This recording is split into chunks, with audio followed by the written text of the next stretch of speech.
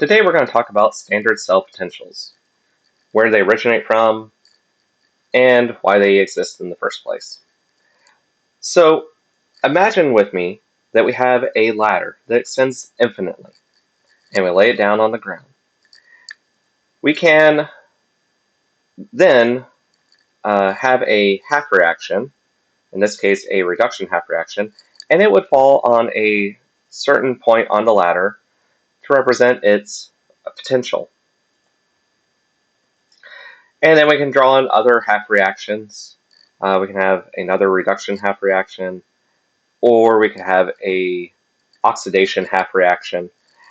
And the way that potential works is we're just figuring out the voltage or the difference between two half reactions. And so there's a certain propensity for, say, copper to oxidize when in the presence of silver plus. And we could go through and we could measure up those voltages, much like we've done previously, showing zinc and copper. But this would take a long time, and in order to prevent from having to do a whole bunch of experiments, we can simplify this process a lot by setting a 0 point or a reference point. So if we arbitrarily set 0 to be this particular rung, then we can go through and measure the difference between each of these half reactions in relation to that 1 point. And then, instead of having to do a whole bunch of different reactions, we can do a smaller number of reactions and then be able to compare how those half reactions would react with each other. So this arbitrarily assigned 0 comes from a standard hydrogen electrode, or referred to as She.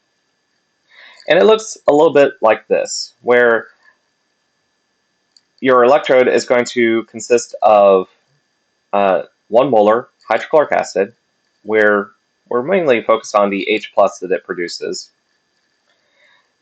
And our electrode is made out of something inert, such as platinum. And then one of the other differences with this one is that we have hydrogen gas that bubbles up through here and can interact with this inert electrode.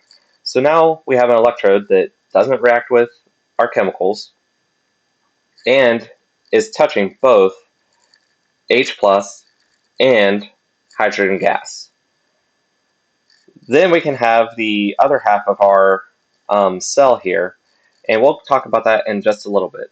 But the thing is that we set up this half reaction, the standard reduction half reaction of 2H plus 2 electrons forming hydrogen gas to be 0 volts. Right? That's the one we just set to 0, and now we do everything in relation to this half reaction. So if we actually set up this experiment, we would actually get out negative 0.76 volts. Now, basically what this is doing is, the way that the leads are set up, we can know that the electrons are traveling from our zinc down through our platinum wire, our inert electrode, to interact with the H plus. And it actually causes this reduction to occur. So again, our zinc is actually being oxidized. We're forming zinc 2 plus 2 electrons. And our H plus is being reduced to form hydrogen gas. Now, when you hook up the standard hydrogen electrode to another electrode, basically whatever reading you get out here is what you put down for your standard reduction potential. Now, the standard reduction potential for zinc 2 plus is going to be zinc 2 plus 2 electrons forming zinc, and its standard reduction potential, so a circle here just for standard, the RED for reduction, and then the capital E for potential, is going to be negative 0.76 volts. Now, when we have this hooked up to the standard hydrogen electrode, this is not the reaction that takes place. This has a negative sign, meaning that this is not spontaneous, meaning it doesn't occur naturally. What really happens is we have the reverse reaction going forward, to where our zinc is actually producing zinc 2 plus and 2 electrons. And so this is the true reaction that goes on when we have this hooked up to our standard hydrogen electrode. And we'll get into this in a little bit, but let's go ahead and talk a little bit about what would happen if we attach this to copper. So we have our standard hydrogen electrode hooked up to copper, and basically one of the things that we can notice is that now we have a positive voltage. And basically what this is saying is that now, instead of the electrons coming from our cell on the left, it is actually coming from the electrode on the right. So it's actually coming from the hydrogen gas that's going to be producing our electrons, and it's going to be traveling down through our copper electrode to interact with the copper 2 plus. And so this one will have a standard reduction potential of positive 3-4 volts as the copper 2 plus is being reduced with 2 electrons to form copper solid. And then on the other half, we have oxidation occurring. So whenever you switch from a reduction to oxidation, you have to change the sign, and you also reverse the order of the chemical equation. So now we have H2 breaking up and forming 2H plus 2 electrons. Now the negative, or the reverse sign of 0 volts, is a negative 0 volts, which is just 0 volts. So whenever you have your standard hydrogen electrode, regardless of whether reduction is occurring or oxidation is occurring, it is set to 0 volts.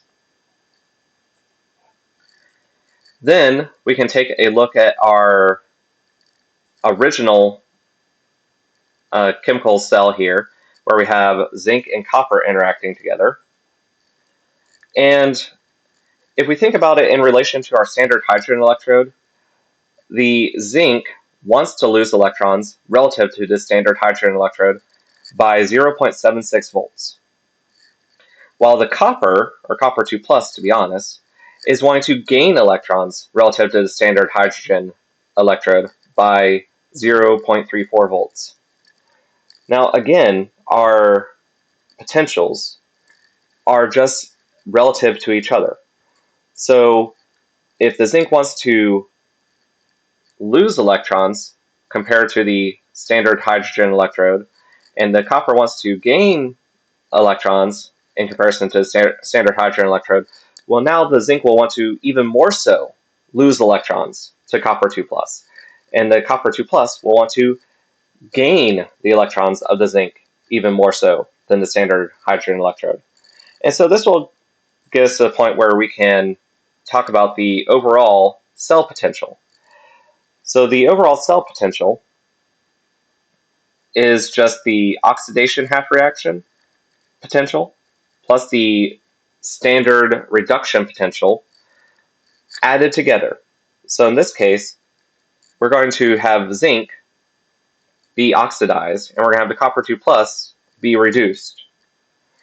And so the way that we can do this is, again, if we're changing a standard reduction potential, we want to, one, flip the reactants and products so they'll look a little bit more like this, and we change the sign of the reduction potential to become an oxidation potential. And then for the copper, it's going to remain a reduction reaction, so this is going to just remain the same. So if we take those two numbers, so we change our negative 0.76 to a positive 0.76 to become an standard oxidation potential, and add that to 0.34 volts, now we can get the overall cell potential for zinc and copper 2 plus. And we'll be left with positive 1.10 volts. Now, an important thing to note here is normal convention for standard cell potentials is that you go ahead and write the positive sign. The positive sign indicates that this is a spontaneous reaction. This will occur. Now, it doesn't say how fast or quick it will occur, but it says that it has a positive disposition or positive potential, so it will be spontaneous. It can occur. If it was negative, then it'd be non-spontaneous and the reaction would not take place. So again, normal convention is to go ahead and put the sign associated with your standard cell potentials. That way we know if it's going to be spontaneous or non-spontaneous or won't occur at all. Anyway, I hope you liked the introduction to standard cell potentials. I'll be going through some more examples of this later on, but I hope you enjoyed it, and I'll look forward to seeing you in the next video.